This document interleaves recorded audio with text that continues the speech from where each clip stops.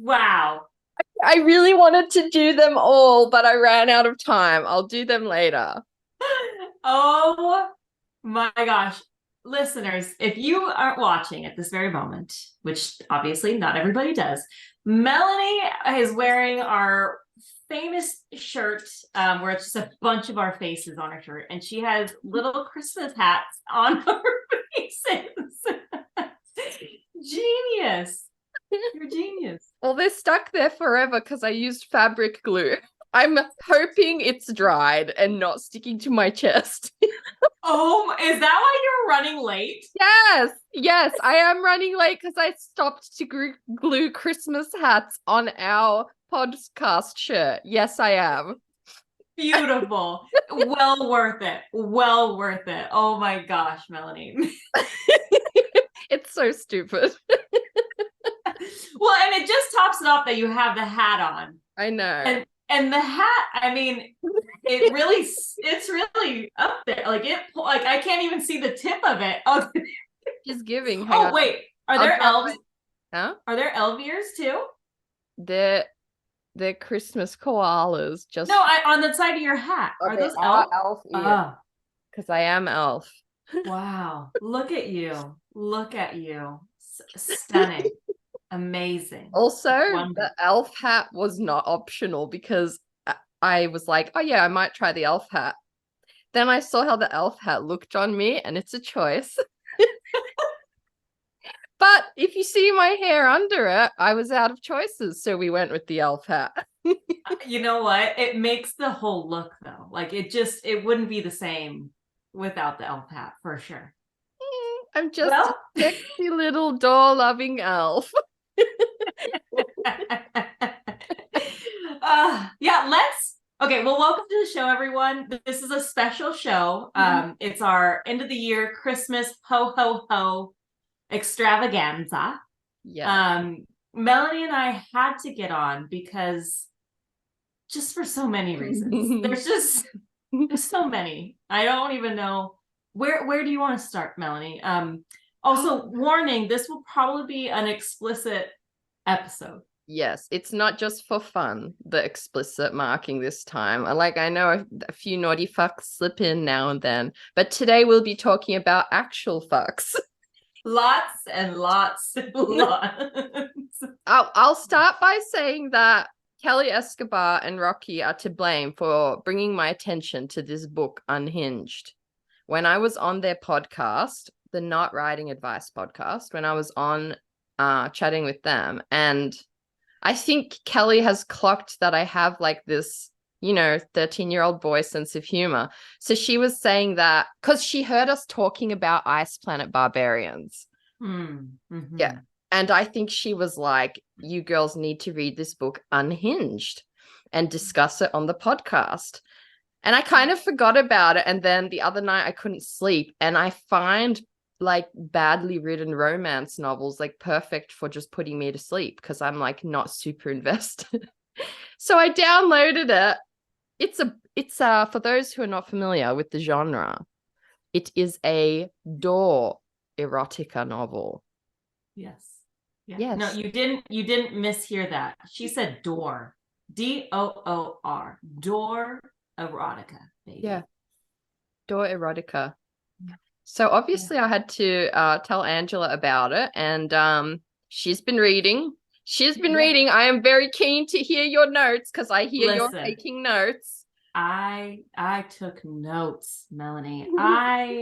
Okay, so yeah, I listened to it on audiobook and I was kind of cracking up at myself because and I posted about it today. I was doing like a happy little snowman puzzle as I'm listening to this fucking door erotica. So I'm just like, Merry Christmas, and then bam. Literally. Yes, boom, baby. So I just finished it actually right before we got on, and I was listening to the last like 20 minutes with my partner, and he was shocked. His world has been rocked. He did not know this was a thing. He did not know that so many so many words can be used. How many times like talk was Talk. mentioned? So yeah, so we just finished I this master. also I have to say, like, as kind of a newbie to the actual genre, since we're throwing actual words out there, I was personally shocked by the choice of the word cunt. Yes. Yes. That's what Armando was like, man, this is vulgar. Like he was aghast and nothing gets him. Nothing. Like he is ready for everything. And he was over there shocked. I love that you played it to him because I also played it to Phil in the car so he would know what I was on about. And yeah, he visibly moved his body when those parts came up. Because I was like, I've told him about bookish erotica and the genre, but I think hearing it is quite something else. yeah. I think that's it. And it's like, and hearing it out loud with others is something altogether even more. So we all enjoyed this experience together. We did. Yes, baby. So yeah, I have notes. Tell me, Melanie. I want to hear it all. Okay. So it starts out with the trigger warnings. And all I put was trigger warning, wood putty use. What? Why was it needed? Was it a joke? I also laughed at that. Yeah, but there was wood putty use at the very end. There was wood putty use. Yeah, spoiler alert, the door gets shot. I have chest pain from laughing so hard. Yeah. Okay, chapter 1. Here's my first initial... I'm ready. I've got drinks and snacks. I'm ready. Chapter 1. Here's what I wrote. Shut the fuck up. That's what I wrote. Shut the fuck up. That's what I wrote. It's in the door's perspective. Shut the fuck up. I wasn't ready. Oh, you weren't ready. I had I went into this, had no idea. I thought it was like a girl falling in love with a door. I didn't realize, no, this door, spoiler alert, please. If you want to read this and you don't want us to spoil it, like, please fast forward.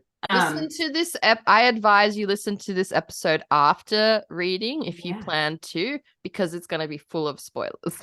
Yes, please. Okay, I had no idea it was going to be from his perspective. Yeah. Okay. And within, like, I don't know, the first chapter or two, his deadbolt swells. His deadbolt swells. It was swell.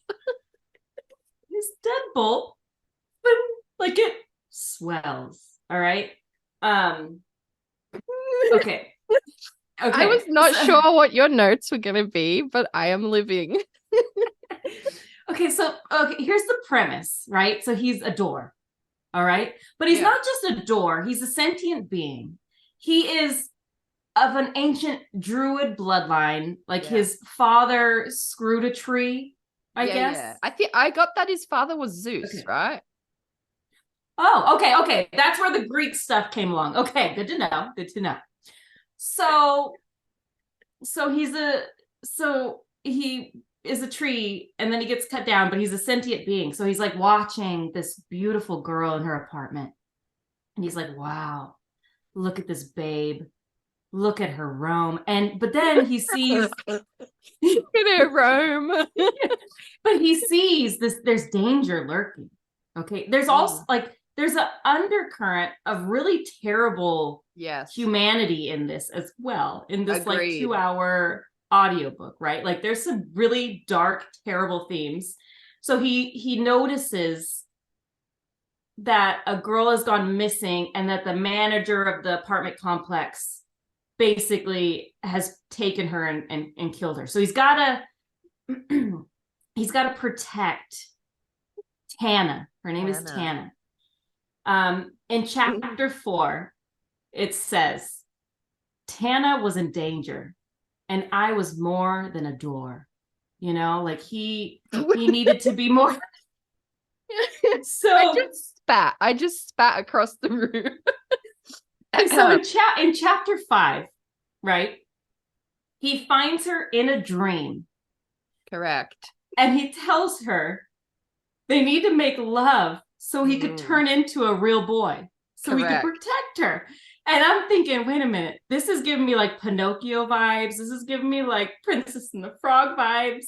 He told her, Tana, I'm a door, okay? I love you, but I'm a door. You're in danger. You need to get to my doorknob. Tana, you gotta get to my doorknob, okay?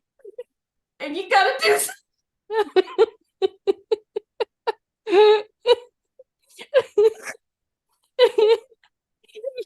You knew it was coming, but you're still not ready when it happens, right? Like, no. I thought maybe they'd be shagging in the dream, like it was an easy way out. But no, I think let's not fetish shame. Maybe it's somebody's thing. A nice, handsome doorknob. Oh my gosh, we walked past the one day and it had like ribbing on it.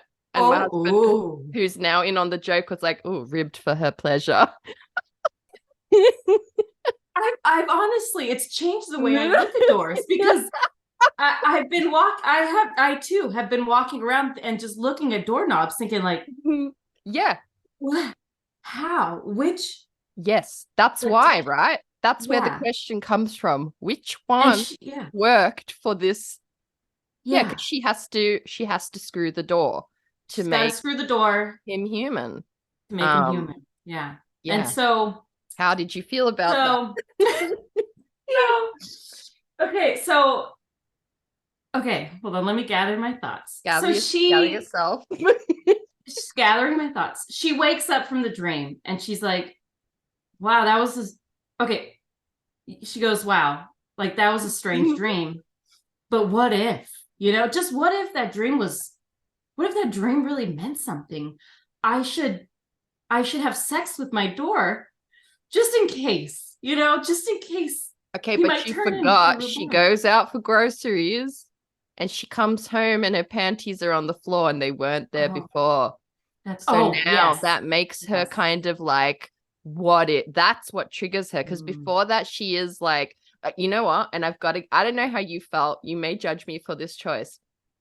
I felt like, in spite of how ludicrous it was and how I have not laughed so hard in any book, but don't you feel like the author still did all the things? Like there was a B plot, there was like the hook. I was so engaged in the story. I was like, for fuck's sake, it is actually, in my opinion, doing all the things a good book does. 100 billion%. The author, she did it. Like she gave us high stakes. Yeah. Where you're like, well, I mean, she's got to screw this door. Yeah. Or she's in danger. He's gonna protect her. In danger. She has to. And Tana woke up and she saw the undies when she came back and she thought, you know what? I'm gonna have to do this. Yeah. I'm gonna have to have sex with my door. And so, and Tana likes to be clean, right? So she does like to be clean. She likes to be clean. So she cleans the knob. Not only that, she puts a condom on the doorknob. Because hey, you just never know. She's like, I've had like yeast infections. I'm not I gotta be careful, right? And on the off chance she didn't want to accidentally be impregnated with little door children. Yeah, I mean, I gotta give it to splinters giving birth. Yeah. So Tana finds a way, but remember, like we're in the door's thought process, okay? So in chapter 6, he says, if I hadn't already been made of wood, I'd be stiff as a board at the sight. Okay. So chapter 7. I'm in chapter 7 now, Melanie.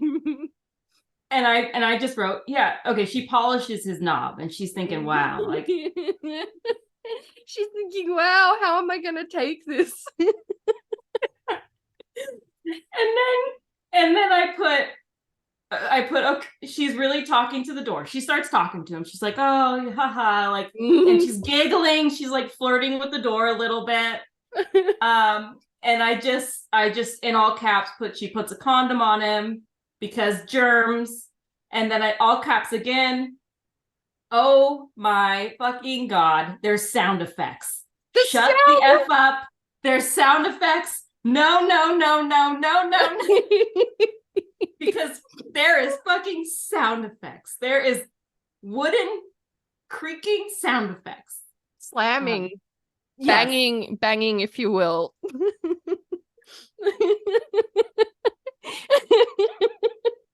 And you missed that she tries to ask him to make sure it's consensual. She's like, wiggle in your frame if it's not okay. And he's very careful to stay still because he wants this as much as she does.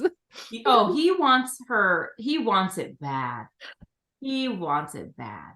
And she finds a way to make it work. And my brain The Ottoman. Yeah, explain, Melanie. Please explain. Explain the Ottoman. Well, as I understood, tell us how it worked. She dragged the Ottoman over, and then with sufficient lubricant, because she didn't want to end up in the ER, she turned on. How explicit do you want? She turned on her back and she glowed up against it. Is that not what you got? It was a bit complicated how they explained. It was complicated, but I remember specifically at one point the narrator said popped into. He did say pop. And I was concerned. And I was like, do you have enough lubricant, Tana?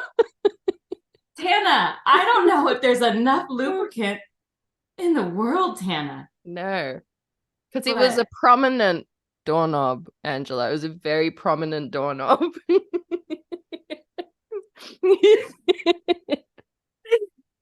She liked it. Tana liked it. She really liked it. And then she finishes and she goes and I love how she's skirting around so much and you're like, and then she finishes.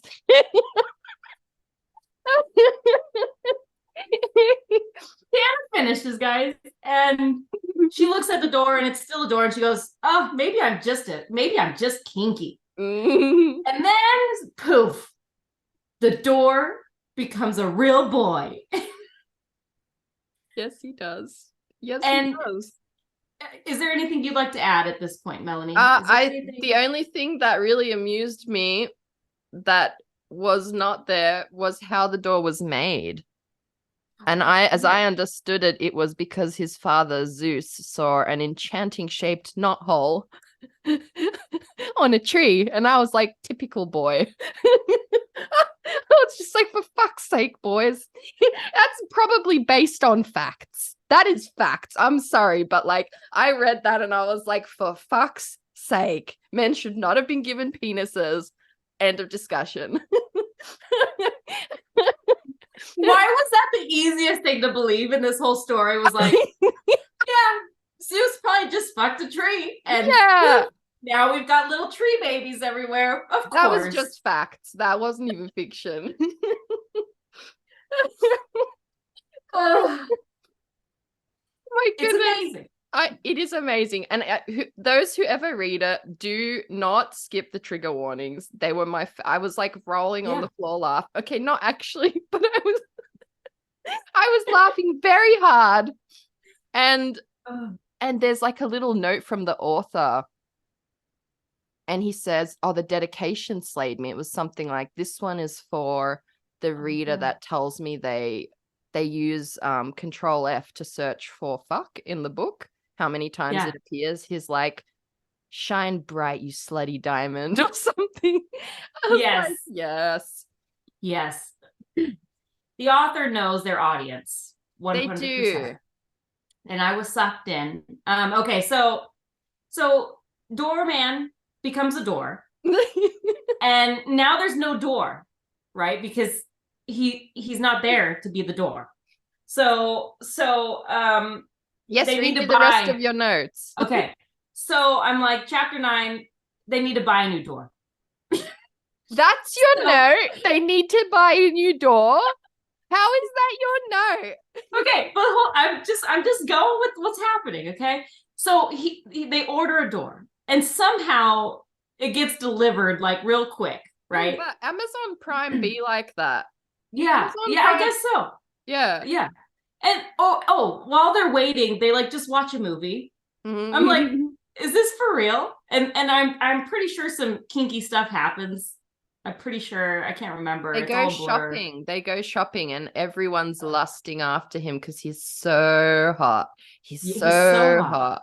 And she's Yes. immediately attracted to him as well. And she's very like, oh, like he's my puppy dog, and like I'm gonna dominate him. The girl knows what she She wants. knows. I Oh, appreciated that I arc. do. I do. But at the store, I don't know if you caught that little comment, but as he was leaving, he grabs a fucking job application. Did you remember that? No, I didn't. Are you serious? I missed that. It's like one line where he's like, well, I've got to, if I'm going to remain a man, I've got to bring home money. So he gets a job application. Okay.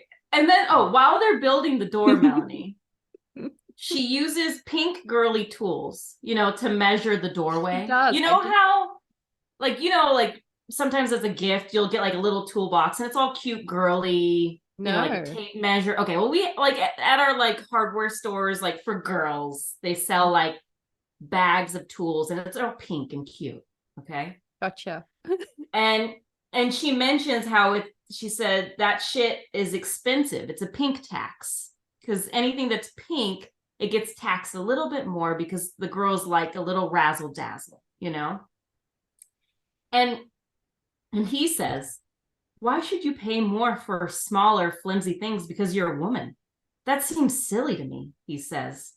And man, that rocks her world. She says, wow, this guy gets it. This guy gets it. Like, fuck pink tax. The door gets it. Doorman understands what it's like to be a woman in this world. He's been watching. We don't need pink, flimsy things. No. He is sensitive to the needs of women. You know what I mean? Okay. Oh, okay. Okay. So while they're watching a show or something, and she goes, what should I call you? I can't just call you door guy. And he goes, and then they're talking. She goes, oh, I'll name you Idris or Riss or whatever. And he goes, what's that? And she goes, it's named after my favorite actor, Idris Elba. And I was like, what a random ass thing. Like, what? I missed that too. Oh, I missed that too. Driss. I thought it was an odd name. Yeah, it was named after Idris Elba, who's an actor. Yeah. And I was like, what? Why? So yeah, that caught my attention. And then when the door is up, Driss is looking at that door, the new door. Yeah. And he's a little jealous because he's thinking, this bitch is kinky. What if she gets tired of me? You also just reminded me that like when he transforms into human, it's like the doorknob is actually his thing. Like it was they make particular attention to detail that he's like thinking about the differences between his door form and his human form. Yeah, I wish I had like a physical copy so I could highlight, just I would just what go was back your and reread. favorite part? That might be the wrong question. Okay, chapter 12, I said the sound effects make me uncomfortable, and they really did. I'm not gonna lie, they made me feel a little weird. But my favorite part had to have been that he got a job application. Of course it was. But it's my favorite part now too, and I completely missed it in the original. Yeah. Okay, so he's a door. right? Sure. And then the bad guy comes, the manager of the apartment complex, and they battle to save Tana. And the bad guy has a gun and he shoots his ass. Yeah. And he turns into a door, right? Dead door. We Dead assume. door. Months later, it seems here we are. We've arisen, and we're in door form. I've got my knob again. It's back. I'm a door. Okay, Driss is a door, and we see Tana. She's coming. She's like, she's got him on the ground this time because she still has that new door. You know. Yeah. And she He's also had to fight to get him back from the police because he was evidence. That's why, because I was also like, why the hell did she wait this long? But now I remember it's because the police had him. That's right. Our listeners are just getting the whole story, whether or not they wanted it. I told you, spoilers. So she's got him back. Finally, after months of paperwork and battling the police officers, she got her door back. She puts the putty, a little bit of wood putty. She gets them all fixed up. Yeah. We got the condom again. We got a new one. It's not the same one. And, Tana does the deed again. And lo and behold, Driss arises. He becomes a real boy. Again, he a real is boy with a real knob. Yes. Yes.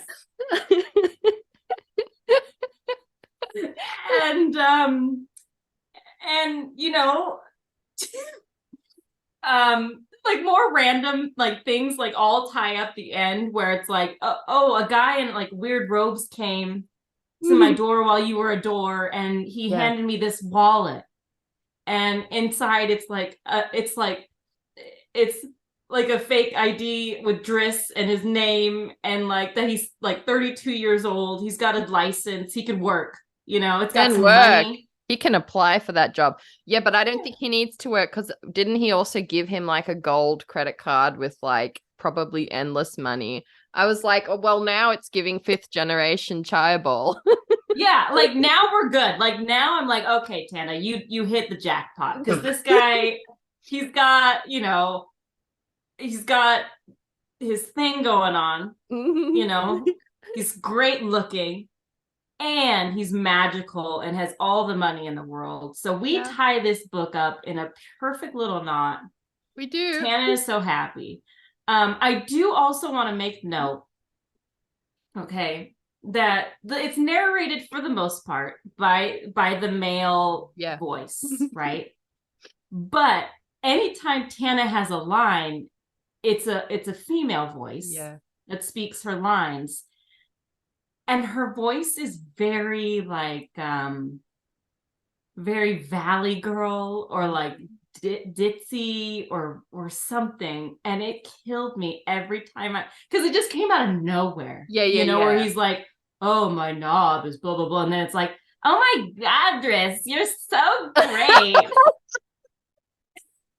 love your interpretation of it is funnier than the original. That's how it played in my head, where she was like, oh my God, Driss. So yeah. Also, there is no way the audiobook narrators, there's no way those are their real names. It was like Richard Pendragon and something. Oh, they were the most random names. Yeah. Just see, let me check it. Have a look.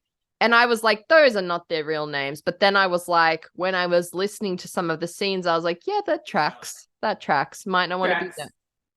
Yeah, okay. Oh, you're right. Okay. Richard Pendragon and Raven Wildwood.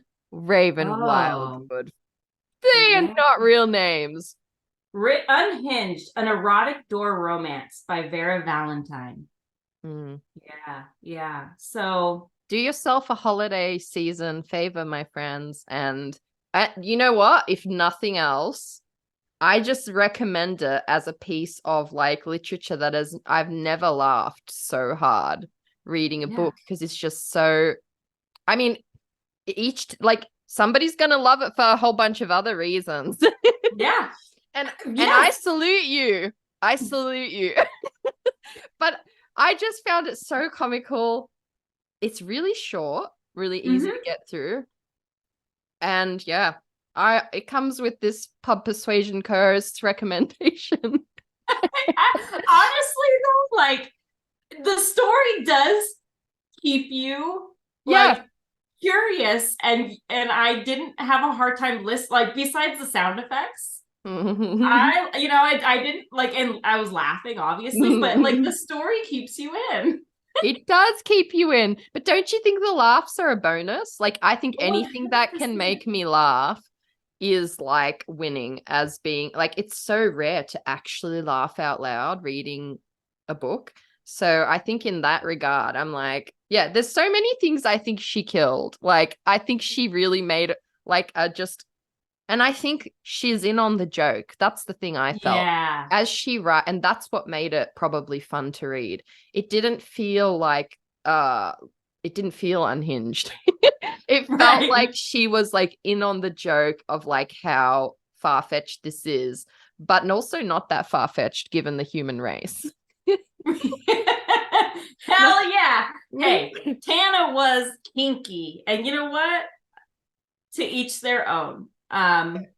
Makes me really think about like washing my hands more often. You know what I mean? Like when I'm at a store, who knows where those handles have been? The store handles are going to be fine. The store handles well, are gonna hey, be you fine. never freaking know, Melanie. That's you true. Never know. After hours, Tana the cleaning lady. No, I have to tell you, in light of this book, I looked up some door jokes for you. Okay. So, given we have 5 minutes left of this recording, I'm gonna read these jokes and we'll come back to read our slutty Christmas poems and to celebrate your news. Okay. How do you feel about that? Perfect. Okay. Glorious. So yes, apparently there is a whole genre of door jokes. I have collected for you some of the finest. So, door jokes. Did you hear about the door that always gets locked? No, I did not. It's a real knob tease. They're mostly dad jokes, by the way.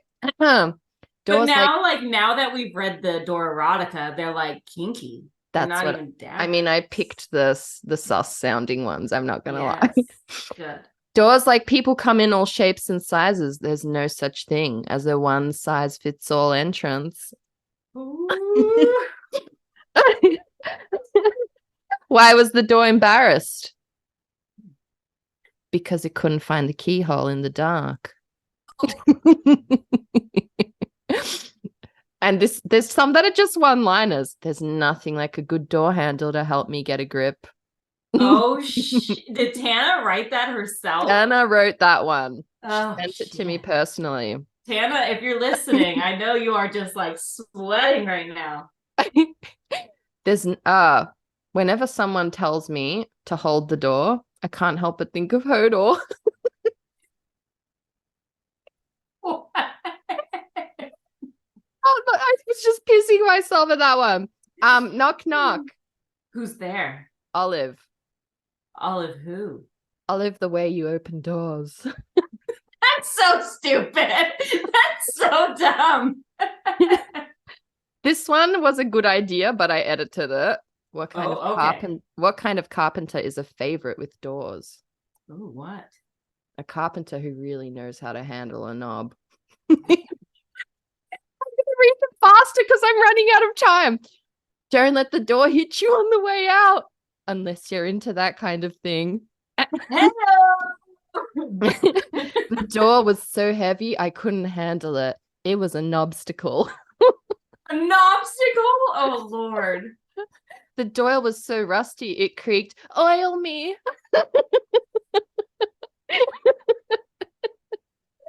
The door's lock decided to unlock itself. Talk about self-discovery.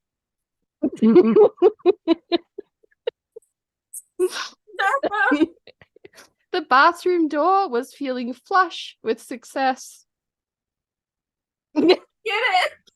Hey, your mama is like a doorknob. Everybody gets a turn.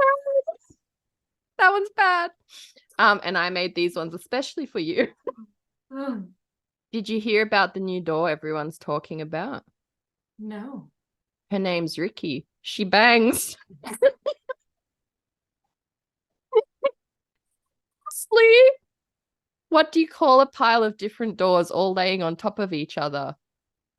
What? A dorgy. You're welcome. You're welcome. Wow.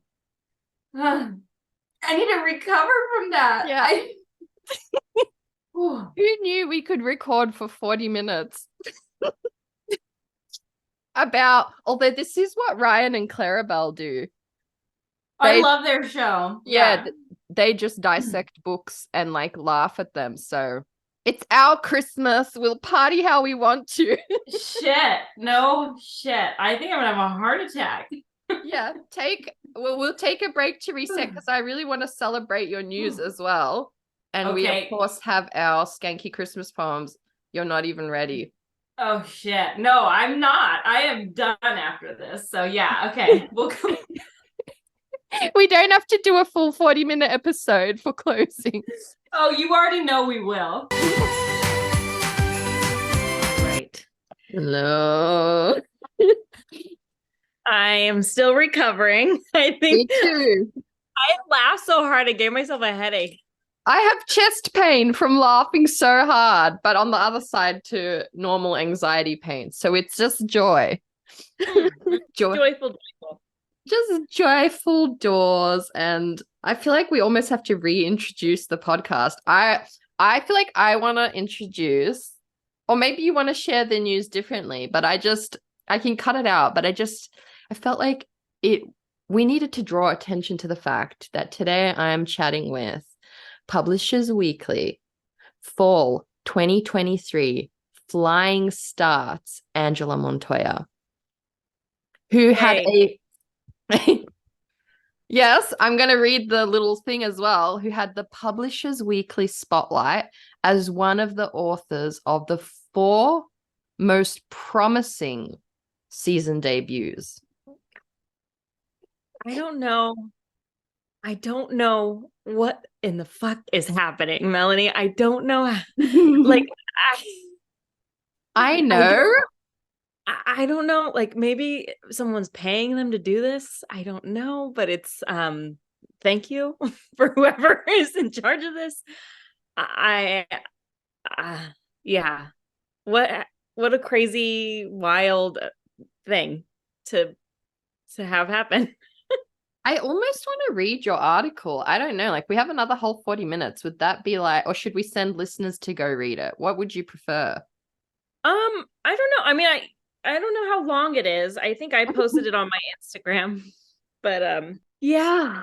No, it was a great, like, well, it was really, really cool because the person who wrote the article, Ayana, I can't remember her last name, but she's from Publishers Weekly, and she called and we had like an hour-long conversation. She asked like the most amazing questions about me, about the book, about so many things. And it condensed it down to that article. And I was really nervous because like on the pod, we can edit whatever we want out. Not that we ever really do, because we're just like, whatever.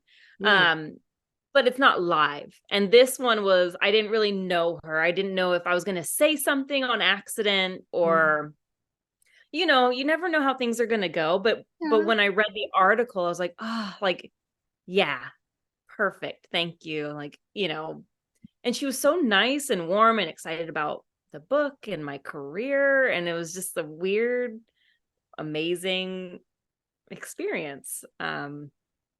I don't know. I don't know. Like, It was a really beautiful article. Like it really like I I felt like there was this like professionalism that they brought to the article, and I was like, oh, that's my friend. Like, can I name drop your name now that you've been? I'm like, this is a name drop now at this point. But it was yeah. so beautiful. I know what I'll do. I will put the link to the article in the notes for this show. So for Yeah. those listeners who like don't see it aren't on Instagram or whatever, they can look in the notes from this app and click on it and read it, because it's a really cool article, and it like gives a little glimpse into your life, you know? Yeah. I know. I was like, oh, I did that. Yeah. Yeah, it was wild, but it was really fun to see Paige Powers, who we've had on the show. He was also one of the four. And as soon as I saw it pop up and I saw his name, I was like, oh, of course, Paige Powers. And the other two, because I've seen their books all over the place too. Yeah. And so it was like humbling to see me with them. And so That's not how I felt when I saw it. When I saw Paige, I was like, whoa, yes, of course. And then I saw you and I was like, and that's as it should be. I feel like it was just coming, and it's the recognition that it deserves. And isn't that what I told you last step? Just wait. Good books find their way. Sometimes yeah. it takes a second for people to read it and be like, hey, I read this cool book, and then this person reads it. Like, books are slower. It's not like a film where it comes out and everyone goes to cinema and sees it. It's like it's got to get that word of mouth sometimes as well. And it was a pretty cool thing to see. So cool. So cool. But you're absolutely right. I've been feeling and noticing like a lot more people have like either been messaging me or tagging me, or I'll just randomly see it, my book on somebody's something. I scroll away real fast unless they're tagging me, and then it's like, okay, they want me to see it. But so yeah, I've been seeing it around, and this article definitely makes me feel like, oh, okay, like not that now people can take me more seriously, but it did feel like I was being seen Mm. for uh for being a writer, if that Oh, makes yeah. sense. Yeah. I don't know, because like we have the podcast, and I'm always on social media, and so a lot of times, like if I'm recognized like on social media outlets, I'm like, oh, it's because of me and like what I'm putting out there. But it felt like this one was beyond me, if that makes sense, and like a 100%. whole different level where they're not like, probably they're beyond social media, they're in a different realm, bookish wise. Yeah. um They have and no ulterior reason.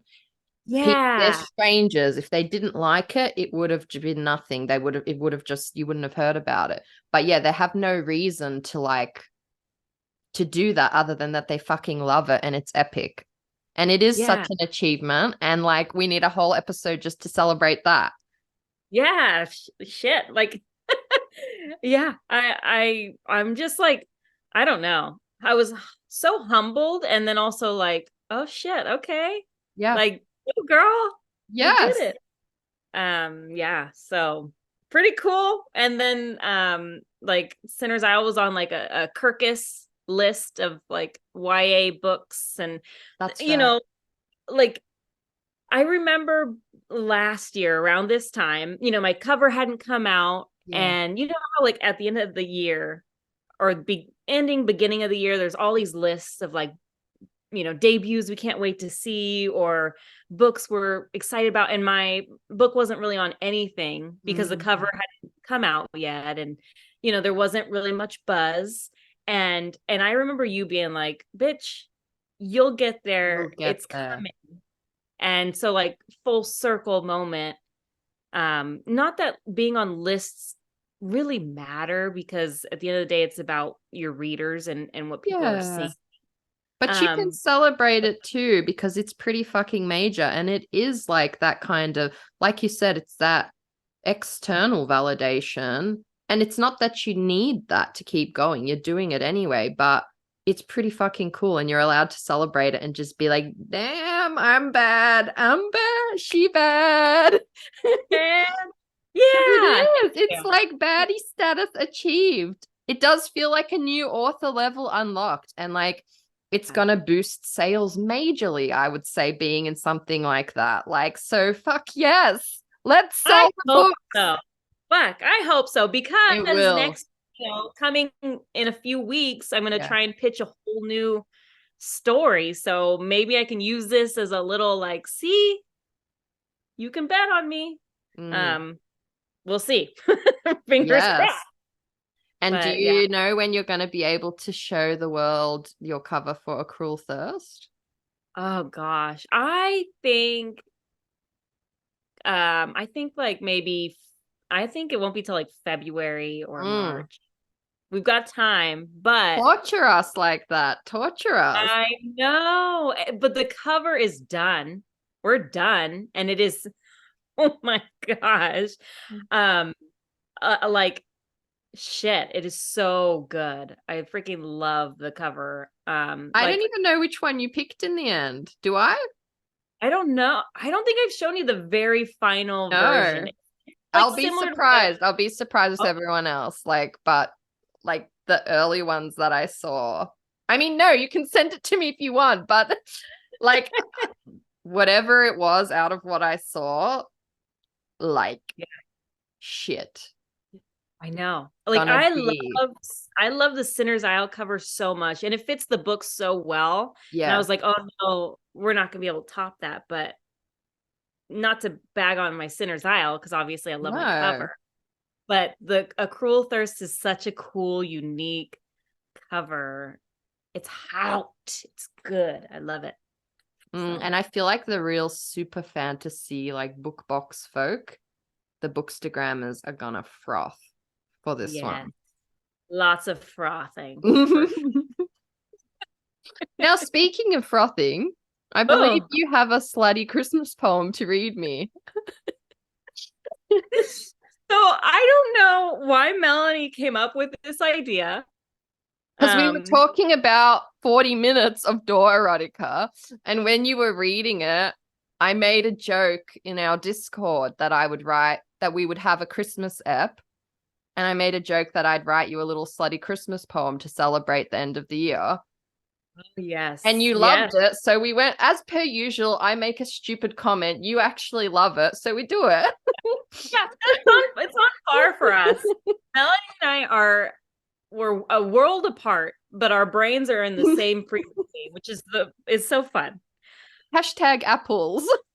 Hashtag apples. Hashtag. Just No, honestly.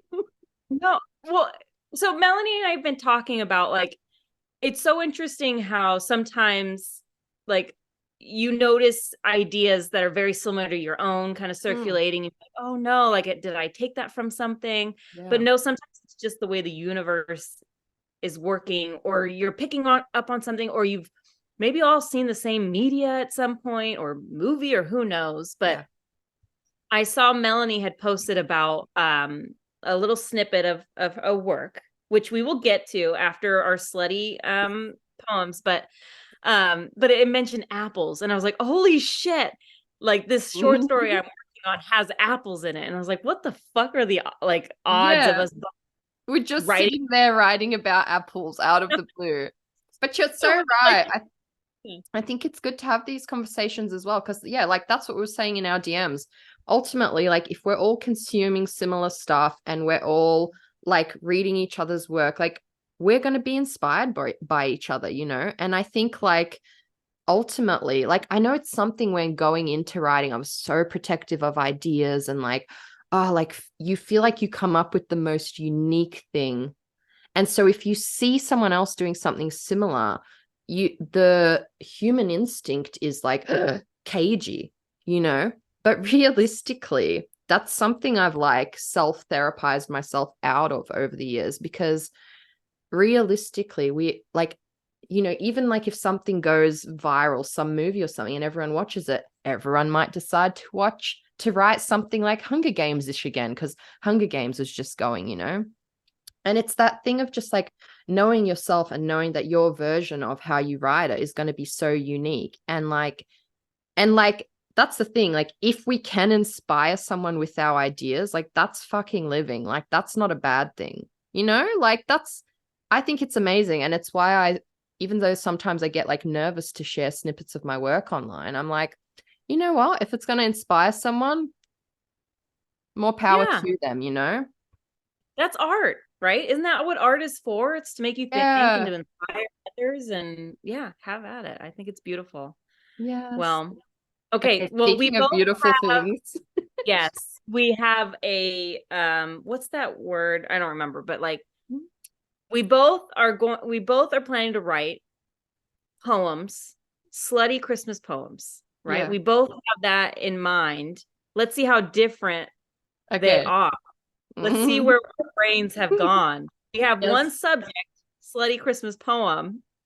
Let's see where our minds have taken us. Okay. That would be funny if they're similar, because we've not collabed at all. I would laugh very hard.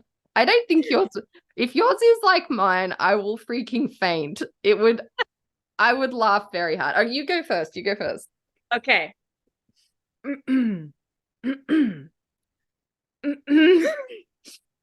Ho, ho, ho. That's what Santa calls me. He's got. Don't laugh, Melanie. This is serious. Ho, ho, ho. That's what Santa calls me. He's got to show me the dough, because this fruitcake ain't free. If he wants his jingle bells jingled, I'm ready to go. You can call him Kris Kringle. I call him Daddy Snow. Okay, you are going to be shocked. You are going to be shocked. And it's kind of funny that you like kind of drew the lines of like, what if we wrote something similar? Uh-oh. Somehow we have ended up with a similar theme with no pre-discussion. Mine is longer. Okay. It is titled The Wank Before Christmas. Of course it is. Of course. Hang on, I have to block your face out, otherwise I'll just laugh. Dear listener, The Wank Before Christmas. 'Twas the night before Christmas and Candy felt hot. She wanted some sugar right just on that spot. She waited all night by the chimney all tiddly, hoping the big guy was down to get fiddly. She yearned for a festive and white-bearded plow. Her eggnog was giving straight vodka by now. A teddy of red lace adorned her round breasts, and gingerbread knickers she dressed in her best. Oh. The clock, it struck 2, for the morning had come, but Candy had not, and her loins they did thrum. She was tired of waiting, the hour was late, so she took in her hands her own horny fate. Oh. And when jolly Saint Nick reached her place on his run, the cookies were gone and sweet Candy was done. Did we not write, basically, we both wrote a slutty Santa-themed poem. We sure did, but you went, Miss Thing, you went full on Santa erotica over here. Yeah, well, it fit the theme, didn't it? It's a very skanky Christmas here on the podcast. Woo! Woo! Man, you need to print that. Can you post that? I will. I will post it as our Christmas special treat. And I want yours posted too. I just love that you're right. Like, that's bizarre. There's a million things you could write about reindeer. Yeah, I guess I didn't think of reindeer. Presents. You went right for Santa. I live for it. That was my favorite thing of the season. Oh man. It was fun to write it. I don't know, like, it's just nice to write something. Like, this is so wrong, but it weirdly reminds me of writing songs for the performing arts company that I do the scripts for. Yeah, that's so weird. I know. Because they usually rhyme them and like this kind of silliness is the same. But yeah, the addition of spice, I was like, maybe we need like a slutty Christmas anthology of inappropriate poems, you know? Don't you just feel like the people deserve that? I think And I think you are quite possibly the queen of this because that was really good. I mean, it took me a long time to get those like however 6 lines I wrote, but you came with the heat. You were very creative. Yeah, I see a future in this for you, Melanie. I mean, I would love that journey for me. Any agents listening, I'm open for writing all kinds of slutty Christmas poems at your service. I think it comes from, fun fact, I think it comes from when I was little in church and we'd sing hymns and I'd be bored. So I would change the lyrics to like inappropriate lyrics. And then because the whole church is singing and it's so loud, nobody can hear you singing your version. Oh my, that's amazing. Um, That is hilarious. I seem to remember a version where I sung it is well with my whole.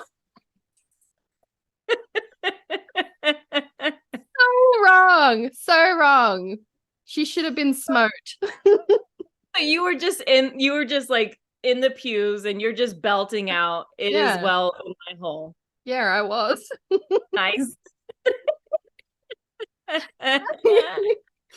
Hey, are you no, completely unrelated. There's no segue to get me there. Are you watching the Japanese?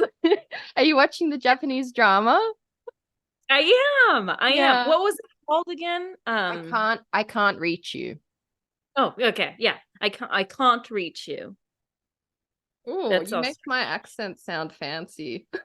Thanks. It is adorable. And it's so angsty. It's so angsty.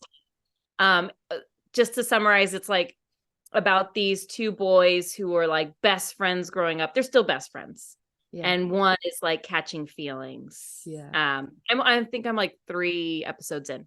But it's so angsty. It's like Heartstopper, but like a Japanese drama. Yeah. It's adorable. It's perfect adorable. Comp. I would definitely comp it to Heartstopper because it's like I kept waiting for like the bullying to start. You know, like especially with the vibe of like Japanese ones that I've watched in the past, they really give you the bullying aspect. So I was kind of like cringing, waiting for that to start up. But no, it's really just like they've made like a really beautiful, safe world was such a pleasure to watch. I was smiling. I don't know if you're smiling when you're watching it because it's so cheesy. Like it is the cheesiest, cutest thing. I just smiled. Like my cheeks hurt from smiling how freaking cute it is. So that's like my top watch at the moment. It's just darling. Did you finish it already or are you still watching? Yeah, I binged it in one day.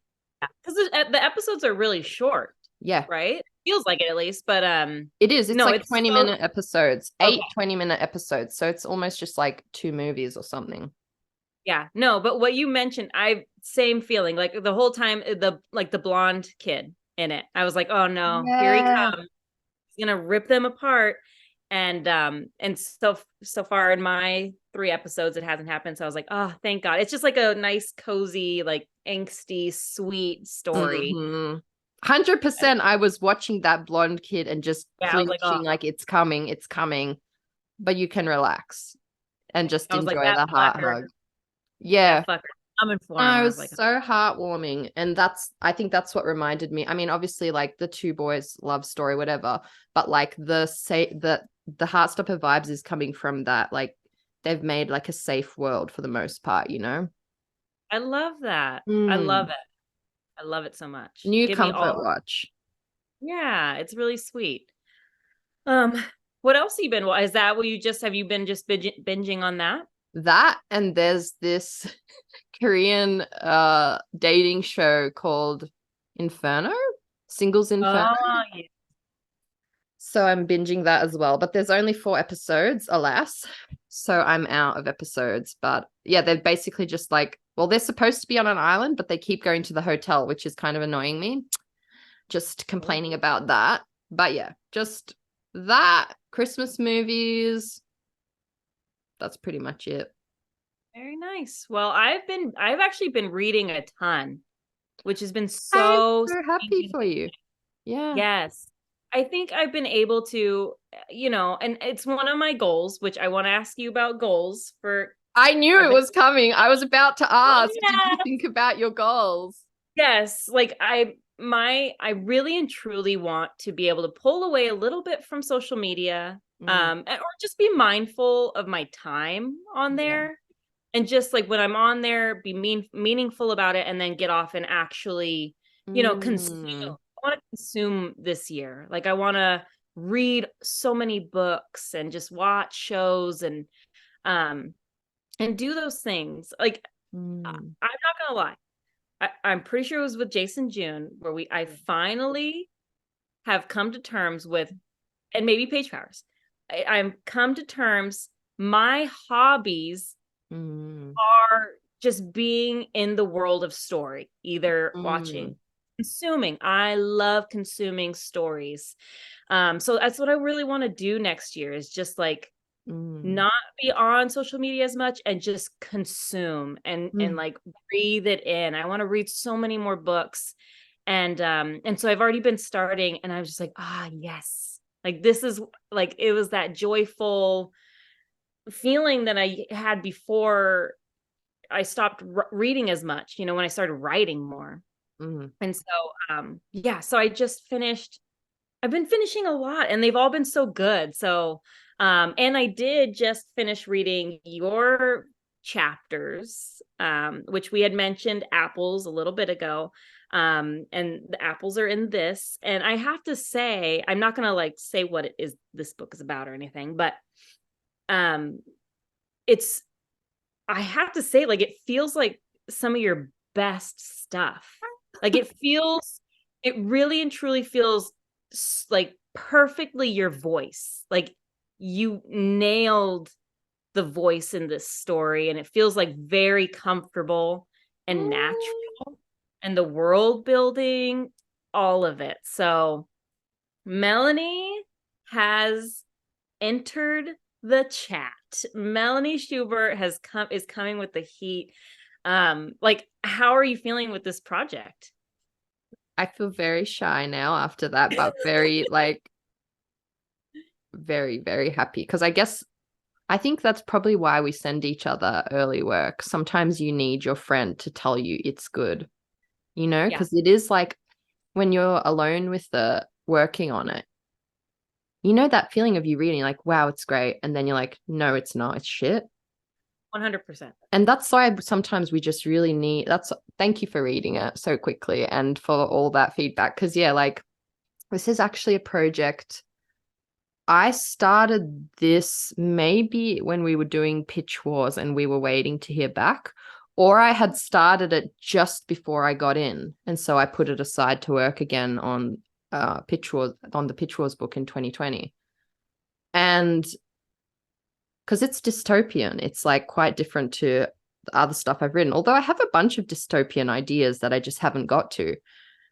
And I guess, yeah, you know what it's like. You get caught up on different projects, and some of these wind up sitting in files. But over the years, I've never forgotten the main character's voice. She'll pop up into my head and I'll be like, oh, that's her. That's for that book.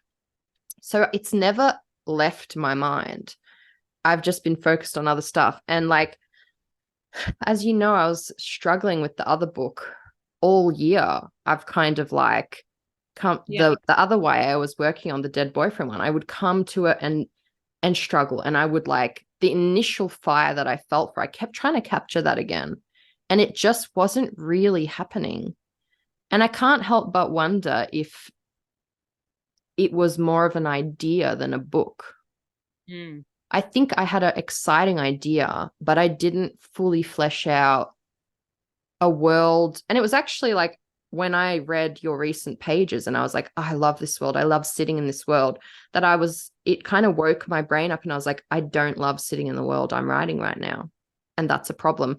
And I'm not on deadline. Why would I punish myself and force myself to sit in a world that like, I can still change. I can still change it. So I kind of like took those days or weeks like to really think about like, what am I doing here? What do I want to write? What worlds do I want to sit in? What am I wanting to devour and consume?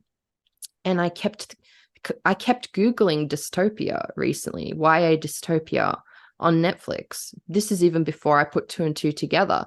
And the other day I put in, after reading your sample, and I was like just in this mindset of what do I want to write? Like take the time to work it out. And I was putting in dystopia in the bar for like the 20th time, YA dystopia, and like what's new. And I was like, man, it'd be cool to write one. I was like, bitch, you have one sitting there waiting from 4 years ago. And I was like, yeah, but I'll probably like open the file and it will probably be cringe because it's from 4 years ago. But then I had this like little flutter of like, no, it won't. Because one of the reasons I put it down in the first place was at the time I knew I didn't have the skill to execute it. I reached a point and I was like, it's lagging now. And the start didn't feel like this. And I don't know what to do. Whereas 4 years later, guess which bitch has read Save the Cat and read Story Genius and done the stuff that I know now to keep the plot tight like a tiger. So all of that is to say, I'm fucking loving sitting in this world and sitting with these characters again. And like, it has not taken me much at all to wake up my brain again on that project. And I find as I'm writing it, like everything's firing and I'm like coming up with better stuff than I did originally. And I'm just like, I'm so excited to do it. And so, yeah, she's going to push through with this one. And it's kind of exciting because, yeah, it really comes back to that thing of like, nothing's really wasted. Yeah. Yeah. That's so fun. Like, how far are you along, do you feel like in this? Well, the chapters I sent you, those 3 are the only 3 I've revised, but I have like 30,000 words from before. So I know up to a point I can keep it, and then I'm going to have to start changing a bit more to fit some new stuff in. But I think I'll be able to use a lot of that 30,000. But even just the knowledge of having it there, I work really well with like having an existing chunk and then telling myself the story that comes next from that and snapping it into like better stuff. Yeah. So I don't know, watch the space. I would like, I'm not putting pressure on myself, but the funny thing is the less pressure I put on myself, the more I seem to do. It's like, I love so much what you said. And we've been chatting about it a lot in DMs about, yeah, like, I love how you phrased it, just being conscious about your time spent on social media. Because I think that's it. Like, I really, like, looking back, have been sucked into this kind of toxic vortex of like, I don't know, being like a full-time marketing person on my personal Instagram, like it's different with the pod because that's very specific.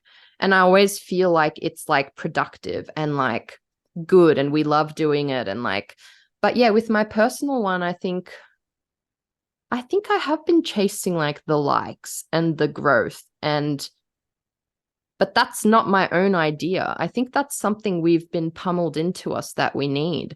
And it just kind of dawned on me recently, like, I don't want to be a full-time content creator. So why am I treating this space like I do? Yeah. Yeah. That's it. Totally. Like, it feels like once you release yourself from like chasing the numbers and you make it more about community and friendships and like networking and just like that meaningful like thing, for me it's felt like such a different beast. Like it feels fun to be online because I'm with my people and my friends and people I really care about. And so yeah, numbers, like I wanted that for a while. I wanted like to have a following and blah blah blah. But no, I'd rather have people commenting on my stuff that I genuinely like or that I know like me. And they're not just like following me because I have a following. You know what I mean? So yeah, no, I totally know. And that's what I realized at the end. I was like, and like more power to the people who do hustle in that. Like, I'm not dissing that. It's more that I realized it wasn't for me to have both as my job description. Like the other day I looked at my phone and it was like, you've been online for 4 hours. And I was like, fuck, like, have I? Like, I don't remember that time. What did I do? And it's just like, that's 4 hours. I could have fucking finished drafting my book by then. You know, like it really is a vortex of that. And just like the hours it takes to make a reel, if you're approaching it of like, I have to do this every day as part of my job, that's not fun. I'm not saying I'm not going to be there making stupid reels and sharing my work, but like you said, reframing it in that way, like more consciously, has changed everything for me. I think everybody has, like you said, everybody has their own reason for being on social media, and some things work for others and some things don't. I think sometimes when maybe you're a little sensitive or get overwhelmed, the idea of having to try and get numbers becomes overwhelming and consuming. Mm-hmm. And then you lose the joy, and instead you feel like sad. Yeah. Well, I want to feel that way. So I want to change. I wanted to shift my focus, and it's really helped. Okay, we've got 5 minutes left. We're coming into 2024. Like, what are your like hopes and goals and things you're manifesting for 2024? I didn't know about specific goals, but I think something I keep like drawing my attention to two things. One is like living in the present more. I'm up in my head a lot of the time, and like I'm quite good at thinking myself out of stuff, but at least 50% of the time the answer is in the present, and I need to snap back into now and do something instead of just sitting in my head ruminating. I find that is like a big one for me. And the other one is, instead of like, you know, like I woke up the other morning and I saw something online that triggered like a negative spiral.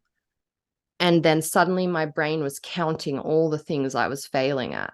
And the brain is good at making a list for you once you start. Yeah. It's like, you haven't done this, you haven't done that. And what about that? And you're not doing enough of this. And then now that like she's in therapy, like I'm catching that. And I'm being like, wow, brain, you're a bit of a cunt. And I'm like, what about the things we have done? Because there's a lot. There's a lot I'm proud of. And I do want to draw my attention back to it because, yeah, like I know it's such a overused quote, but comparison really is the thief of joy. And living in the present really is peace, you know? And I think if you just, like just the little moments of life are where happiness is. And I want to like suck in the happiness, you know, and weather the sad, you know. I know. What about you? I mean, very much the same. Like, I think like a visual idea of what I really want is to just like stand in the sun with the sun on my face and just like enjoying the moment and letting things go. And it's really the same lines as you, is just like finding those quiet moments. And like I said, I just want to consume again, and like feed my soul in the ways that matter to me, which is friendships and the podcast and writing more books and reading more books and watching the movies. Like I just want to like give myself permission to not feel pressured to do stuff. I don't know. But yeah, I just want to consume, because I feel like, and I feel like the more I do, the more I will be inspired. Yes. To and feed my soul, I think, this year. I love that so much. And I fucking love that image. That's literally a day. For me, it's like I picture something similar, like laying in the grass, you know, just like the other day we went and drove down to the river and I stuck my feet in the river and I was like, my soul craves this. Like, I need this. And that's the thing. Like, ultimately, we're human, not machines. You just can't, even machines break down if you run them all the time. But for some reason, we keep running ourselves, you know? We keep telling ourselves that, like, we have to be productive or it's not enough. But, like, yeah, like, it's enough. Just existing is a freaking miracle. Like, I mean, I know I sound wanky, but it is, like, the gravity of, like, being given an existence in this wild and, like, unexpected world. I just want to appreciate it. And whatever time we've got, you know, just bring joy, lay in the sun, and make wanky jokes about erotic doors. Do you see that? That was a finale of a lifetime. Finale. Like that was our 2023 finale. Melanie, you did it. You brought us home in less than a minute. Beautiful, perfect, magnificent, glorious queen. Yes. Somehow I made us tear up from the feels and shocking laughter. Yeah. But no, I love you, and it's been such an honor doing another year of this with you. And yeah, like I really am grateful for this. It's kept me sane this year. Absolutely, 100%. It's been the best. How fun is this? How fun is this? We just like it, and it blows my mind that people join us for the ride. But yeah, I am. Yeah. That's the thing. Like when you just focus on like how much we have, and it's a lot. It's a lot already, and I'm trying to just focus on those things and be grateful, you know.